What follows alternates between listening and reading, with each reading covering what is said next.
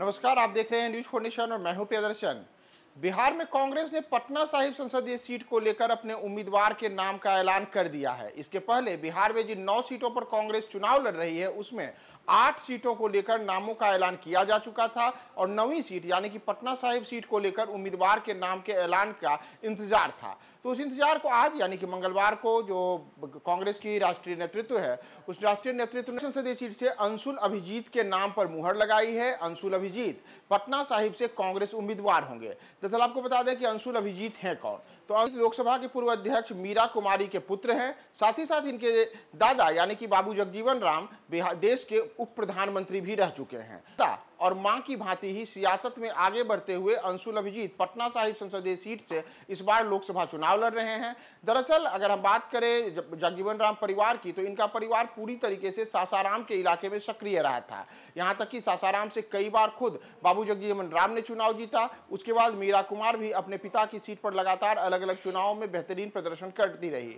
लेकिन अब जब इस बार के लोकसभा चुनाव में टिकट देने की बारी आई है तो सासाराम से बाहर निकल करके पटना साहिब संसदीय सीट से अंशुल अभिजीत को कांग्रेस ने उम्मीदवार बनाया है। और अंशुल अभिजीत इसके पहले कांग्रेस में राष्ट्रीय प्रवक्ता के पद पर थे। साथ ही साथ उन्होंने अलग अलग जिम्मेदारियां भी पार्टी में निभाई हैं।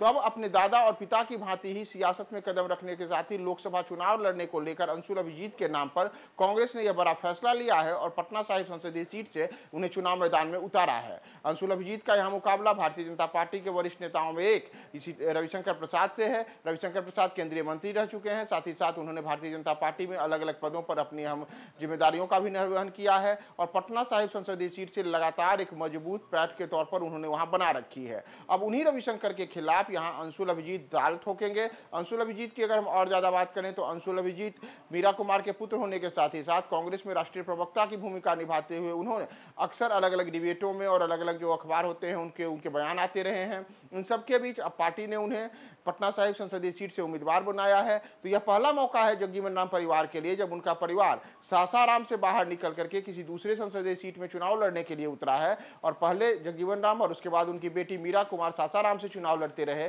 कई चुनाव में उन्होंने यहां जीत हासिल की। लेकिन अब जब मीरा कुमार के पुत्र अंशुल अभिजीत को सियासत में उतारने की बारी आई तो उन्हें पटना साहिब संसदीय सीट से उम्मीदवार बनाया गया है। यहां उनका मुकाबला रविशंकर प्रसाद से होगा। इस सीट पर अगर हम चुनाव की बात करें तो 1 जून को यहां पे चुनाव होना है और 1 जून के बाद 4 जून को देश में जब पूरे तमाम आम चुनावों के परिणाम आएंगे तो उसके साथ ही पटना साहिब का चुनाव परिणाम आएगा। अब यह देखना महत्वपूर्ण होगा कि वो एक ऐसी सीट जिस सासाराम सीट से बाबू जगजीवन राम परिवार का एक लंबा नाता रहा, वहां से अंशुल अभिजीत को हटा करके पटना साहिब में उतारना कांग्रेस के लिए किस प्रकार से फायदेमंद सौदा होगा या फिर इसका क्या परिणाम आएगा, हम आपको तमाम अपडेट्स बताएंगे। बने रहे न्यूज फोर्नेशन।